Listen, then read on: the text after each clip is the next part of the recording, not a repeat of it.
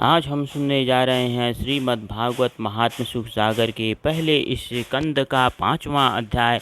नारद मुनि का वेद व्यास को यह बात समझाना कि तुम हरिचरित्र का एक पुराण बनाओ और व्यास जी से अपने पिछले जन्म का हाल कहना। नारद मुनि ने व्यास जी को चिंता में देखकर, इस समय तुम बड़े सोच में दिखाई देते हो। जिस तरह किसी मनुष्य को कोई कठिन कार्य आन पड़े, वह बात उससे न हो सके तो हार मानकर उसकी चिंता करे, सो तुमसे एक वेद के 4 वेद बनाकर महाभारत सहस्र पुराण तैयार किए, तिस पर भी तुम्हारा बोध नहीं हुआ। यह वचन सुनकर वेदव्यास बहुत प्रसन्न हुए कि इन्होंने हमारे मन की बात को जान लिया। फिर व्यास जी अपनी चिंता का हाल नारद मुनि से कहकर बोले कि आप दिन रात परमेश्वर के भजन में लीन रहते हैं, सो दया करके कोई ऐसा उपाय बतलाइए जिसमें हमारा चित्त शुद्ध हो जावे।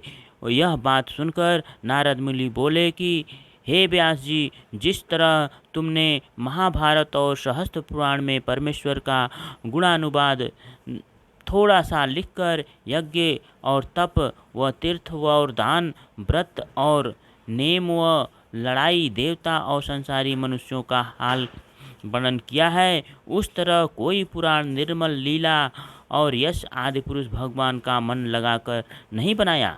इस कारण तुम्हारे चित्त को संतोष नहीं हुआ।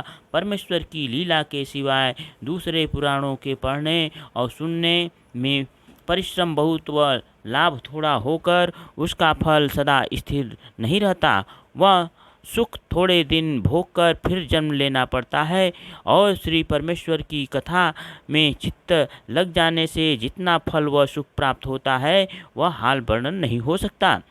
जिन लोगों को संसार में अनेक तरह के डर व दुख लगे रहते हैं, वह सब वज्र रूपी हरि कथा सुनने और पढ़ने से छूट जाते हैं। इसलिए जिस पुराण और भजन में परमेश्वर की लीला और नाम लिखा हो उसी को उत्तम समझना चाहिए। जिस तरह नौका इच्छापूर्वक पवन चलने से अपने स्थान पर जल्दी पहुंचती है, उसी तरह संसारी मनुष्य परमेश्वर का भजन और स्मरण करने से संसार में वांछित फल पाकर मरने के उपरांत भवसागर पार उतर जाते हैं। जैसा सुख भगवत भजन व हरिचरणों में ध्यान लगाने से प्राप्त होता है, वैसा आनंद इंद्र और कुबेर आदि देवताओं को भी नहीं मिलता। इसलिए मनुष्यों को उचित है कि अपने मन में संतोष रहकर किसी प्रयोजन के बिना परमेश्वर का भजन व स्मरण किया करें।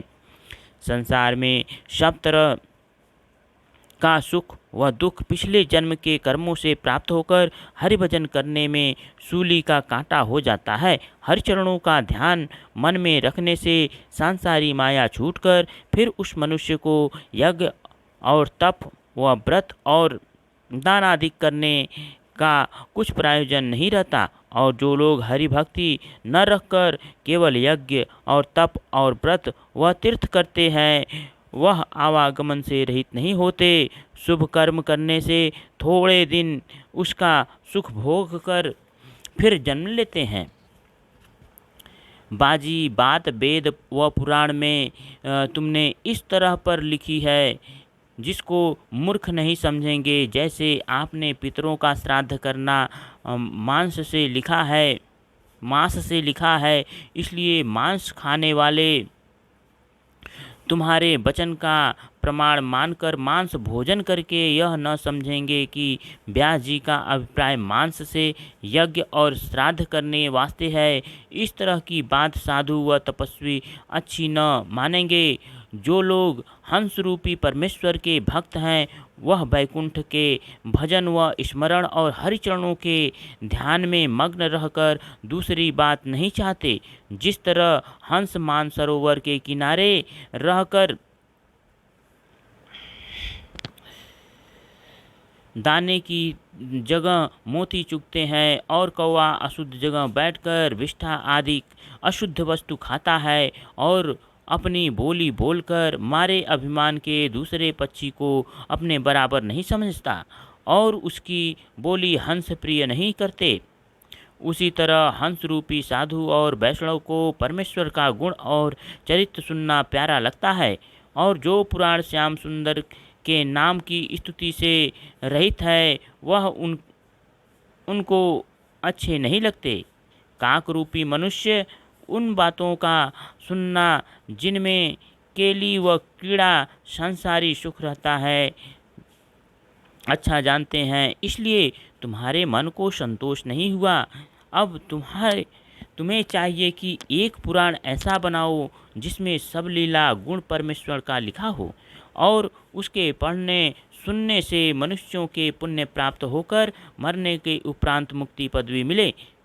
वह तुम्हारी चिंतना छूटकर संतोष हो। हे व्यास जी, कदाचित तुमको हमारे कहने का विश्वास न हो तो हम अपने पिछले जन्म का हाल कहते हैं, सुनो। उस जन्म में हम एक दासी के पुत्र थे और मेरी माता एक ब्राह्मण के यहाँ कामकाज करती थी। वह ब्राह्मण साधु और संत की सेवा किया करता था। बरसात के दिनों में उस ब्राह्मण के स्थान पर साधु लोग आनकर टिके, और उस ब्राह्मण ने साधुओं के चौका और बर्तन करने के वास्ते हमारी माता को रख दिया। मैं भी बालक होने से अपनी माता के साथ उन साधुओं के आश्रम पर रहकर आठों पहर उनका दर्शन किया करता था। जिस समय साधु लोग आपस में बैठकर परमेश्वर की कथा और वार्ता कहते थे, उस समय मैं भी उनके पास बैठा रहता था, और मुझ बालक अज्ञान को वह बातें कथा की बहुत प्यारी लगती थी, इसलिए मैं बड़े प्रेम से उसको सुनता था। साधु लोग भोजन करके जो अपना अपना जूठन मुझको अपने हाथ से दे देते थे उसको मैं बड़े प्रेम से खाता था। जब वह साधु बरसात बीते अपने अपने स्थान को जाने लगे तब मैं बहुत रोया, और मुझको यह इच्छा हुई कि मैं भी इनके साथ जाऊं। तब उन्होंने मेरे ऊपर कृपा करके कहा कि हम तुझे मंत्र पढ़ाए देते हैं, उसको तू जपा कर। फिर वह लोग मुझे 12 अक्षर का मंत्र उपदेश करके अपने स्थान को चले गए।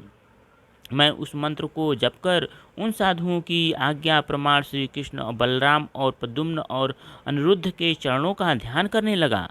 जब उन साधुओं का जूठन खाने और मंत्र जपने के प्रताप से मुझे ज्ञान उत्पन्न हुआ, तब मन में यह बात विचार किया कि वन में जाकर परमेश्वर का भजन करूं। यहाँ किस वास्ते पड़ा हूँ, पर मेरी माता मुझसे बड़ा स्नेह रखकर एक क्षण भी मेरा साथ नहीं छोड़ती थी, इसलिए मैं उनको अकेले छोड़कर कहीं नहीं जा सकता था। सो परमेश्वर ने मेरे चित्त का हाल जानकर ऐसा संजोग किया कि हमारी माता सांप काटने से जो उसी ब्राह्मण के वास्ते दूध दुहाने जाती थी राह में मर गई। जब लड़कों ने आनकर हमसे यह हाल कहा तब मैंने बहुत प्रसन्न होकर मन में विचार किया कि देखो, परमेश्वर ने संसारी माया मोह से मुझे छुड़ाया। यह विचार कर मैं उसी समय जब मैं 5 वर्ष का था वहाँ से उत्तर दिशा को बड़ी बड़ी नदी और नाले व पहाड़ नांगता हुआ एक वन में चला गया। वन में बहुत से सिंह व भालू, हाथी आदि पशुओं मुझको दिखलाई दिए, पर भगवान की कृपा से मैं कुछ नहीं डरा। मेरा ध्यान परमेश्वर की चरणों में लगा था।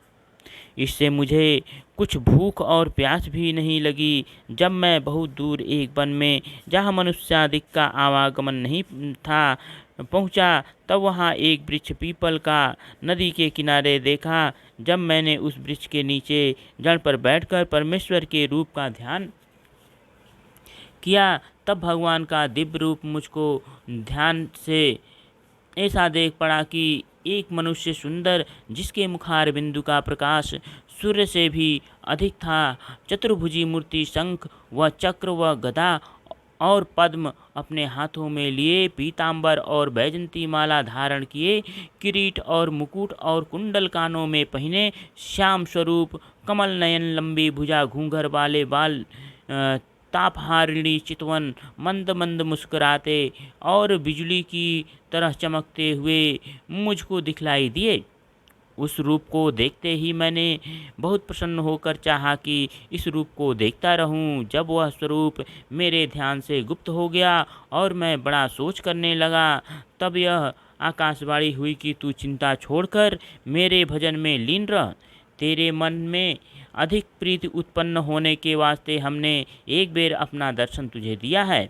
दूसरे जन्म में फिर हमारा दर्शन पावेगा और तू मेरे निज भक्तों में होकर मेरी कृपा से तुझको अपने पिछले जन्म का वृत्तांत याद रहेगा। 5वां अध्याय समाप्त।